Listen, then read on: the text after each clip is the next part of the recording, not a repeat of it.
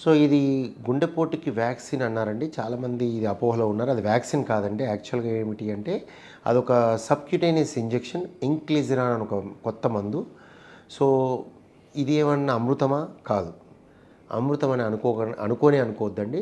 ఇది ఒక కొత్త మందు కాబట్టి అంటే ఇప్పుడే ప్రయోగం నుంచి వచ్చింది కాబట్టి దాని పేటెంట్స్ ఉంటాయి కాబట్టి కాస్ట్ ఎక్కువ. సో చాలా కాస్ట్లీ మందు. 6 నెలలకు ఒకసారి ఆ ఇంజెక్షన్ ఇస్తే సరిపోతుంది. దేనికి ఇంతకి ఇది వాడేది?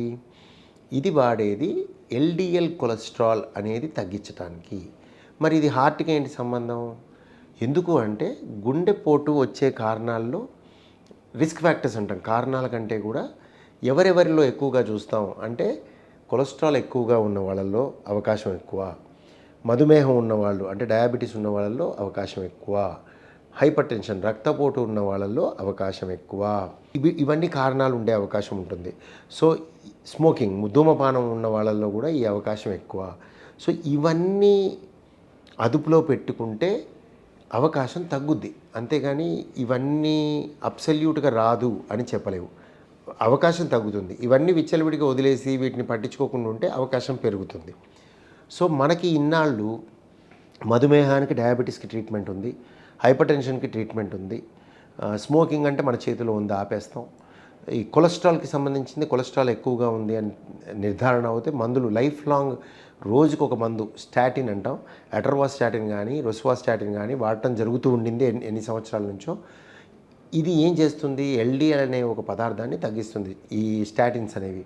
సో ఈ ఎల్‌డిఎల్ కొలెస్ట్రాల్ ఏంటి? ఎల్‌డిఎల్ కొలెస్ట్రాల్ ఎక్కువ ఉంటే రక్తనాళాల్లో ఉన్న గోడల్లోకి ఈ ఎల్‌డిఎల్ అనేది మార్పు చెంది ఆక్సిడైజ్డ్ ఎల్‌డిఎల్ అంటాం. దాంతోపాటుగా ఒక మిశ్రమాన్ని తీసుకెళ్ళి లోపల ఒక పూడికను ఏర్పరిచే అవకాశం ఉంటుంది. ఇది రూల్ కాదు. ఎక్కువ ఉన్న వాళ్ళలో ఎక్కువ అవకాశం, తక్కువ ఉన్న వాళ్ళలో తక్కువ అవకాశం. అంతేగాని ఎక్కువ ఉంటే 100% మీకు బ్లాక్ వస్తుంది, తక్కువ ఉంటే రాదు అని కాదు. అవకాశం వీళ్ళల్లో ఎక్కువ ఉంటుంది, ఎక్కువ ఉన్న వాళ్ళలో తక్కువ ఉన్న వాళ్ళలో తక్కువ ఉంటుంది. సో మన కర్తవ్యం ఏమిటి? ఈ ఎల్‌డిఎల్ కొలెస్ట్రాల్ని అదిమి నార్మల్ లెవెల్స్కి చాలా తక్కువగా తీసుకెళ్ళినప్పుడు ఈ అవకాశం తగ్గుతుంది. సో వాటికి మనకి అటర్వాస్టాటిన్ ఉంది, రోసువాస్టాటిన్ అనే మందులు ఉన్నాయి. మరి వీటి మించి ఏం కావాలి? ఎవరికి కావాలి? సో ఇవి చక్కగా పనిచేస్తే టార్గెట్ డోసెస్కి వెళ్తే అంతా చక్కగా పనిచేస్తే వేరే మందు ఏమీ అక్కర్లేదు. కానీ మాకు కొంతమందిలో సమస్య వస్తుంది. ఎవరెవరికి సమస్య వస్తుంది అంటే కొంతమందిలో ఈ కొలెస్ట్రాల్ ట్యాబ్లెట్ని టాలరేట్ చేయలేరు. టాలరేట్ చేయకపోవటం అంటే మందు కొంచెం పెంచినా కూడా టార్గెట్ దగ్గరికి రావడానికి అంటే సరే మనకి వాల్యూని చూసి పెంచుకుంటూ వెళ్తాం. ఒక వాల్యూ మనకి టార్గెట్కి రావాలి అనుకున్నప్పుడు ఆ టార్గెట్కి రావడానికి ప్రయత్నం చేసినప్పుడల్లా సైడ్ ఎఫెక్ట్స్ వస్తాయి.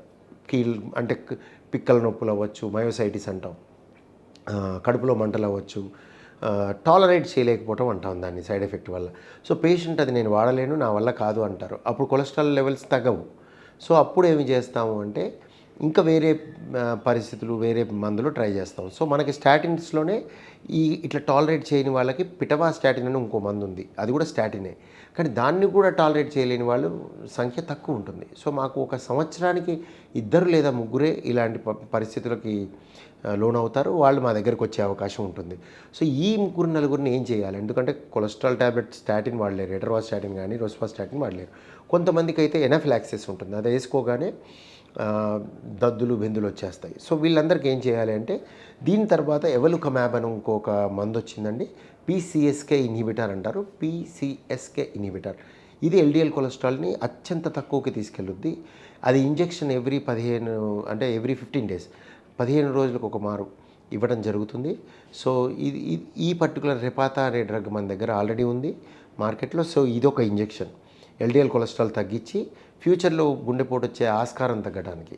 సో ఇప్పుడు దీనిపైన ఇంకా సుపీరియర్గా ఇంక్లిజిరాన్ అని వచ్చింది. ఇది 6 నెలలకు ఒక ఇంజెక్షన్ చాలు. ఇది 15 రోజులకు ఒక ఇంజెక్షన్. సో ఇది ఎవరికి ఇవ్వాలి? ఎల్‌డిఎల్ కొలెస్ట్రాల్ చాలా ఎక్కువగా ఉండి డిస్లైపిడీమియా అంటాం, లేదా హైపర్ కొలెస్ట్రాలీమియా అంటాం. ఇది ఉన్నవాళ్ళు మందులు వాడని పరిస్థితి, వాడినా పనిచేయని పరిస్థితి 2. ఒకటి టాలరెన్స్, 2 ఉపయోగం లేకపోవడం. అంటే మందుని హైయెస్ట్ డోస్ పెట్టినా మీకు టార్గెట్కి రాని సమస్యలు ఉన్నప్పుడు ఈ ఇంక్లిజిరాన్ అనే మందుని వాడచ్చు. అంతేకాని ఇదేదో హార్ట్ అటాక్స్ లేకుండా చేస్తుంది, హార్ట్ అటాక్కి ట్రీట్మెంటు అట్లా అనడానికి తప్పు. సో ఇది LDL cholesterol lowering agent. So అపోహని మరిచి మీరు దీని మీద శ్రద్ధ వహించేదానికంటే మీ జీవన శైలిలో మార్పుల మీద శ్రద్ధ వహించి ఇటువంటి అనుమానాలకి ఇలాంటి వీడియోల కంటే కూడా డాక్టర్ని సంప్రదించి సరైన పద్ధతిలో ట్రీట్మెంట్ తీసుకోవటం మంచిది. నమస్కారం.